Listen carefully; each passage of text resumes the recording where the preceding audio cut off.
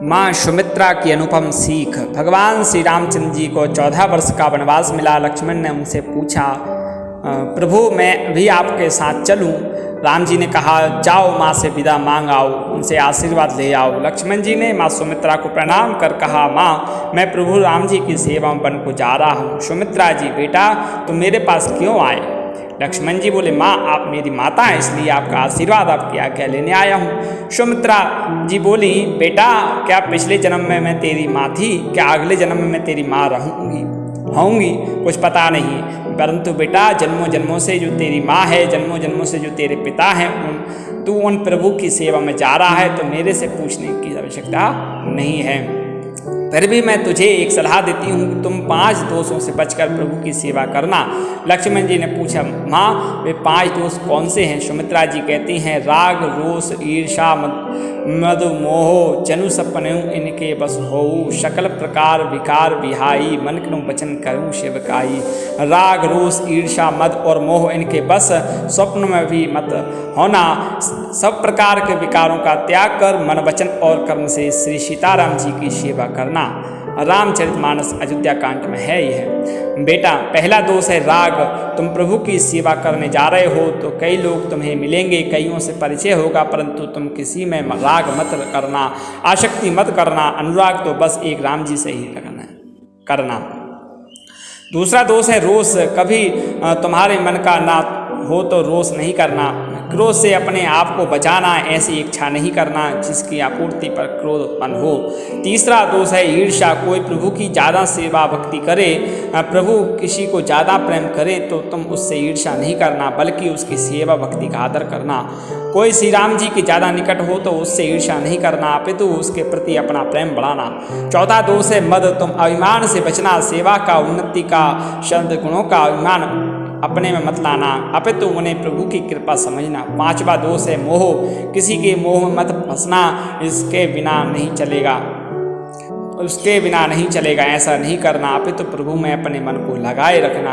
अनुकूलता में फंसना नहीं, प्रतिकूलता से घबराना नहीं, प्रभु का आश्रय लेना और अपने हृदय में उनको बसाए रखना तथा निष्कपटता पूर्वक उनकी सेवा करना। बेटा लक्ष्मण, जहाँ श्री राम जी का निवास हो वहीं तुम्हारी अयोध्या है। श्री रामचंद्र जी तो प्राणों के भी प्रिय हैं, हृदय के भी जीवन हैं और सभी के स्वार्थ रहित सखा हैं। उनके साथ बन जाओ और जगत में जीने का लाभ उठाओ। हे पुत्र, मैं तुम पर बलिहारी जाती हूँ, मेरे समेत तो तुम बड़े ही सौभाग्य के पात्र हुए जो तुम्हारे चित्त ने छल छोड़कर श्री राम जी के चरणों में स्थान प्राप्त किया है। पुत्रवती जुवती जग हुई, रघुपति भगत जासु सुत होई, नतरु पांज भली वादि बियानी, राम विमुख सुत ते हित जानी। संसार में वही युवती स्त्री पुत्रवती है जिसका पुत्र श्री रघुनाथ जी का भक्त हो, नहीं तो जो भगवान श्री प्रमुख पुत्र से अपना हित जानती है वह तो बाज ही अच्छी पशु की भांति उसका पुत्र को जन्म देना व्यर्थ ही है। रामचरितमानस उत्तरकांड का ही है, अयोध्या कांड में है। संपूर्ण पुण्यों का सबसे बड़ा फल यही है कि श्री सीताराम जी के चरणों में स्वाभाविक प्रेम हो। बेटा तुम वही करना जिससे श्री रामचंद्र जीवन में क्लेश न पाएँ, तुम्हारे कारण श्री राम जी और सीता जी सदैव सुख पाएँ। माँ सुमित्रा ने इस प्रकार लक्ष्मण जी को अनुपम शिक्षा देकर वन जाने की आज्ञा दी और यह आशीर्वाद दिया कि सीताराम जी और रघुवीर जी के चरणों में तुम्हारा निर्मल निष्काम और अनन्य एवं प्रगाढ़ प्रेम नित्य नया हो बढ़ता रहे। माता सुमित्रा लखन लाल जी को उपदेश देती हुई कहती हैं, उपदेश यह हूँ जेहि तात तुम्हारे, राम सिय सुख पावहि, पितु मात प्रिय परिवार, पुर सुख सुरति बन बिसरावहि।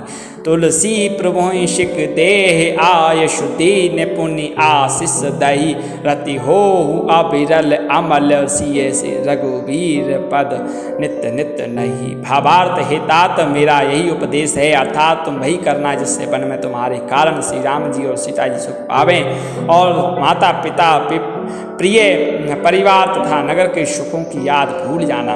तुलसीदास जी कहते हैं, सुमित्रा जी की इस प्रकार हमारे प्रभु लक्ष्मण जी को शिक्षा देकर बन जाने की आज्ञा दी और फिर यह आशीर्वाद दिया कि श्री सीता और रघुवीर जी के चरणों में तुम्हारा निर्मल निष्काम अनन्य एवं प्रगाढ़ प्रेम नित्य नया हो।